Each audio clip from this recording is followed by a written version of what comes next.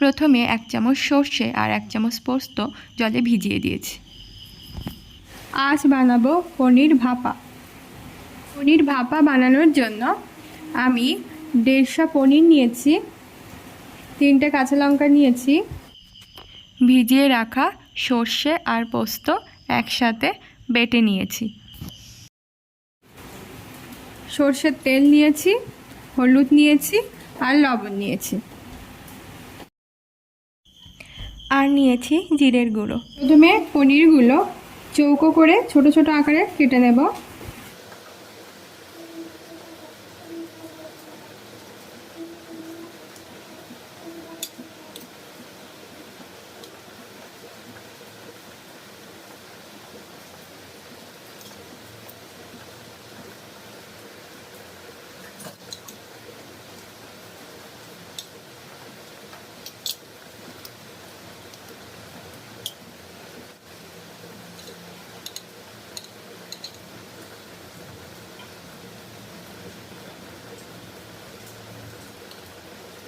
পনিরগুলো এইভাবে চৌকো করে বানিয়ে নিয়েছি ছোট আকারে। এবার এর মধ্যে এক এক করে মশলা সব দিয়ে দেব। প্রথমে সর্ষে আর পোস্ত বাটা দেব,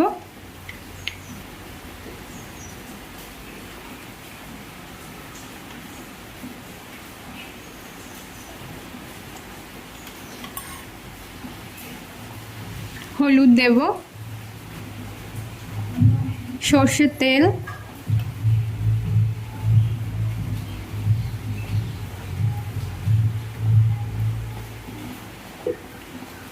দিয়ে দেব 1 টিস্পুন জিরের গুঁড়ো,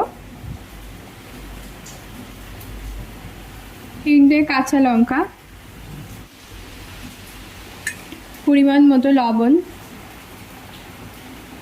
এবার এগুলো সব একসাথে মিশিয়ে নেব।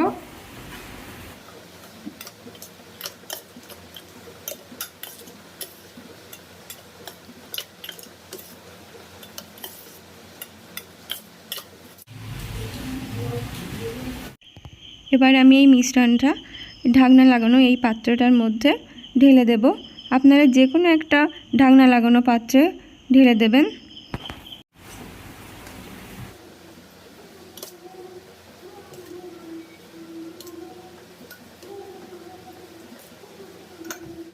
এবার এর মধ্যে অল্প জল দিয়ে দিলাম।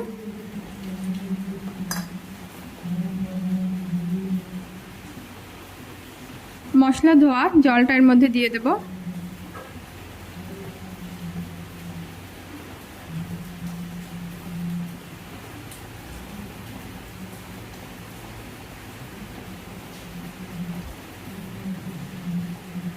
এবার এটা ঢাকনা লাগিয়ে দেব।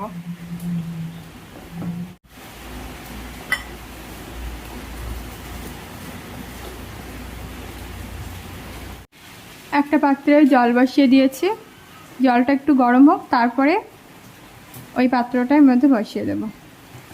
জল ফুটে গেছে, এবার এর মধ্যে পাত্রটা বসিয়ে দেব।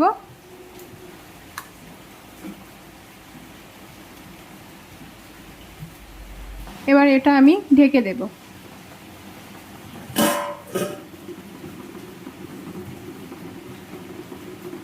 এটা ভাবেই সিদ্ধ হয়ে যাবে। এইভাবে আমি 35 মিনিট রেখে দেব, আর গ্যাসের ফ্লেমটা হাইতে দেওয়া থাকবে। এবার ঢাকনাটা খুলে নেব।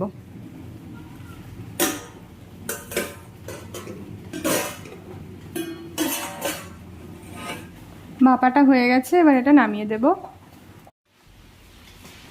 এটা ঠান্ডা হওয়া পর্যন্ত অপেক্ষা করব। এটা ঠান্ডা হয়ে গেছে, এবার এটা খুলবো।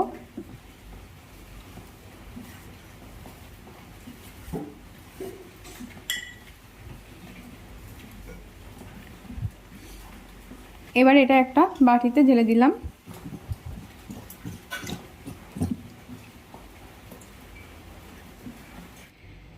তৈরি হয়ে গেল পনির ভাপা।